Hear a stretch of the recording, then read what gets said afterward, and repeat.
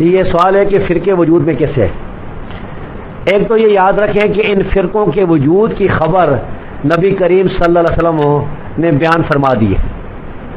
صحیح حدیث سے ثابت ہے کہ آپ نے فرمایا کہ میری امت میں فرقے ہو جائیں گے، اور 72 فرقوں کی آپ نے پیشن گوئی فرمائی. تو ان فرقوں نے ہونا تھا. دوسرا یہ کہ آپ نے ان کو سب کو جہنمی قرار دیا ہے سوائے ایک جماعت کے، اور وہی وہ جماعت ہے جو قرآن اور حدیث پر صحابہ کرام کے طریقے پر عمل کرنے والی ہے، جو نبی کا طریقہ ہے، صحابہ کا طریقہ ہے، تابعین کا طریقہ ہے، ائمہ مسلمین کا طریقہ ہے. یہی لوگ یہ فرقہ ناجی ہیں. اب یہ فرقے وجود میں کیوں ہیں؟ تو اس کی لمبی تاریخ ہے. سب سے پہلا جو فرقہ ہمارے علم کے مطابق وجود پذیر ہوا ہے وہ خارجیوں کا فرقہ ہے.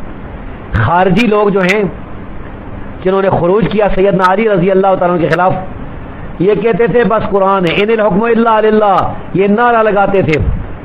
تو قرآن کے ساتھ محبت کا نعرہ لگا کے صحابہ کی تکفیر کر کے انہوں نے ایک فرقہ بنایا انہوں نے جنگیں کی. انہوں نے صحابہ کو کافر کہا، صحابہ کو شہید کیا.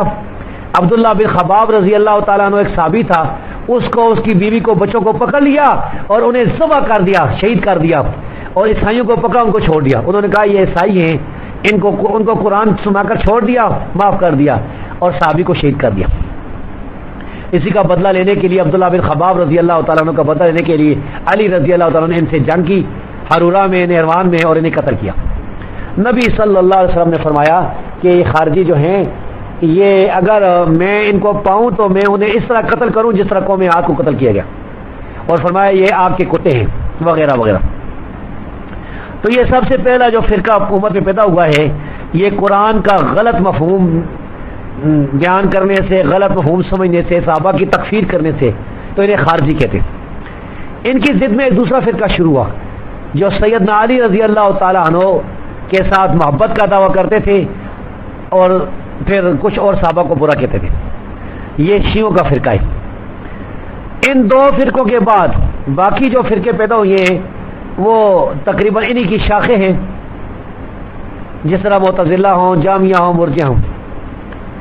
تو یہ لوگ جنہوں نے قرآن کا مفہوم غلط لیا، نبی صلی اللہ علیہ وسلم کی حدیثوں کو رد کیا یا حدیثوں کا غلط مفہوم لیا، ضعیف اور موضوع حدیثوں پر عمل کیا، سلف صالحین کے فہم کو چھوڑا، اجماع امت کو چھوڑا، یہ مختلف جو باتیں تھیں اس کی بنیاد پر، اور تقلید کو اختیار کیا. تقلید، موضوع حدیث، کتاب و سنت کا انکار، سلف صالحین کے فہم کا انکار، اجماع کا انکار، یہ بنیادی باتیں تھیں جس کی وجہ سے امت میں فرقے ہوتے گئے، فرقے فرقے فرقے، حتیٰ کہ بڑے فرقے جو ہیں 72 بن گئے. ان کے چھوٹے چھوٹے فرقے تو اور بہت زیادہ ہوں گے. تو یہ مختصر تاریخ ہے.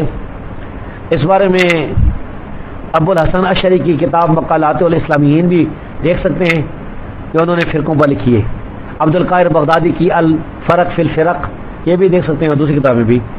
تو یہ چونکہ یہ سوال بھی بڑا تفصیل طلب ہے تو مختصر جو باتیں مجھے یاد ہے میں نے آپ کے سامنے بیان کر دی.